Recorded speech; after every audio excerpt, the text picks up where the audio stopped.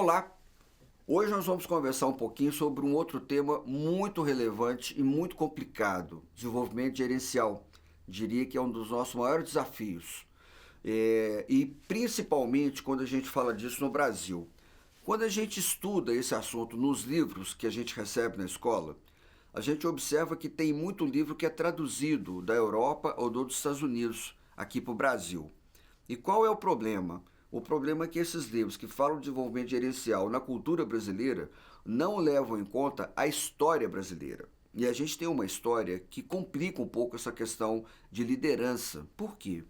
Porque 75% da história brasileira foi forjada sob o comando da exploração e da escravidão.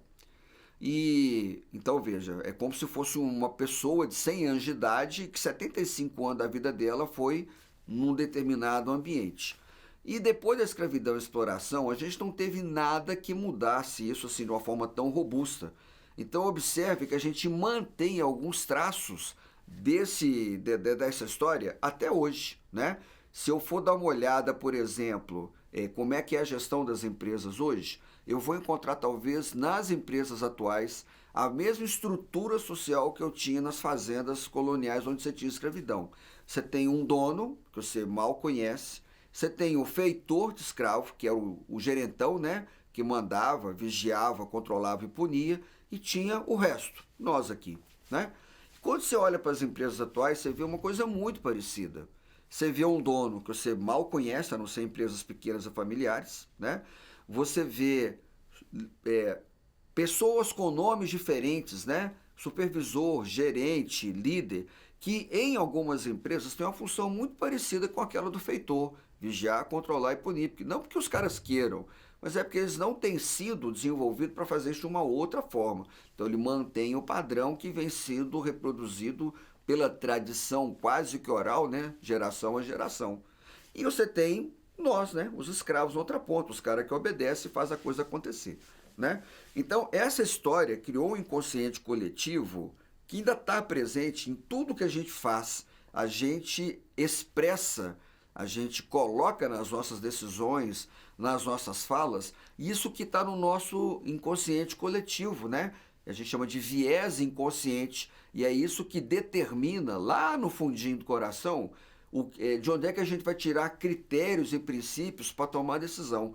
Isso está tão arraigado dentro da gente que isso afeta visceralmente nossas decisões e está tão parte de nós que às vezes a gente tem dificuldade de reconhecer que ele existe e ficar negando e dizer que a gente não é racista, que a gente não tem problema com mulher, não tem problema com pessoas de cor preta. Então, primeiro passo para qualquer organização lidar com isso e fazer isso melhor é colocar isso à luz do dia, falar claramente sobre essas coisas. Porque isso impacta muito a nossa qualidade de vida, afeta até a nossa saúde. A gente ainda vê nas empresas, né, aquilo que a gente chama de gestão pelo terror. A gente vê chefe que coloca uma pessoa contra outra, a gente vê chefe que comanda as pessoas no grito, no xingamento, no palavrão. Aí a gente tem percebido um cuidado cada vez maior e registros, né? Pessoas vão cada vez mais na polícia reclamar de assédio moral, de assédio sexual. Então, os novos tempos não estão dando muito espaço para esse tipo de manifestação continuar. Então, isso tem gerado uma discussão, né? É importante, a gente precisa mudar isso. O que a gente tem recomendado a esse respeito? Que eu acho que contribui aí com o sucesso das organizações. Primeira coisa é mudar o processo seletivo. A gente ainda vê gestores convidados para ser gerente da sexta-feira, no final do expediente, para segunda-feira de manhã. Olha, apareceu aqui uma vaga e tal, você é uma pessoa de confiança, você não quer ocupar? O que a gente tem percebido, né, em aula, em visita à empresa, consultoria, é que isso tem sido a origem dos principais problemas. A mudança de uma função técnica para uma função gerencial é muito grande em termos de valores, em termos de forma de aplicação de tempo, em termos de comportamento. Não dá para fazer a passagem da sexta para segunda-feira de manhã.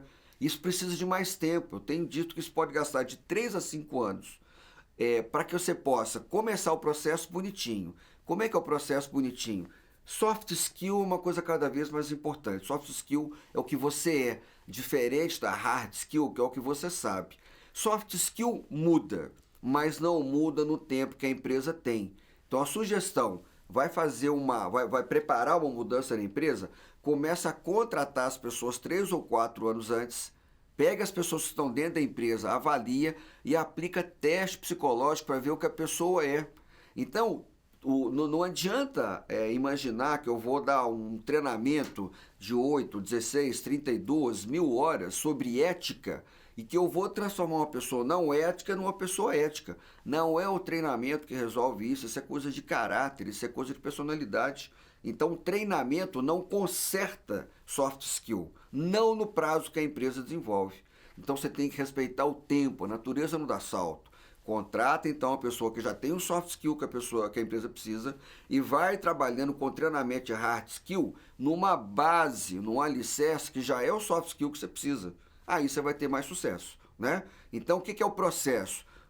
Selecionou com hard skill, você vai treinar, desenvolver as pessoas, colocar em situações, experiências, vai colocar a pessoa em projeto, vai dar para ela trabalho e vai acompanhar, vai monitorar, vai testar para ver como é que ele reage e vai mentorar esse sujeito, ajudando ele a fazer essa passagem de um estilo técnico para um mais gerencial, para que ele consiga cuidar da melhor maneira possível da gestão do ativo mais valioso que a empresa tem, que são as pessoas. Então, tem uma coisa que é de base, né? As empresas precisam perceber que isso é investimento, isso não é custo, e isso gasta um tempo para gerar resultado. E às vezes o resultado que gera não é mensurável pelas ferramentas que a gente tem.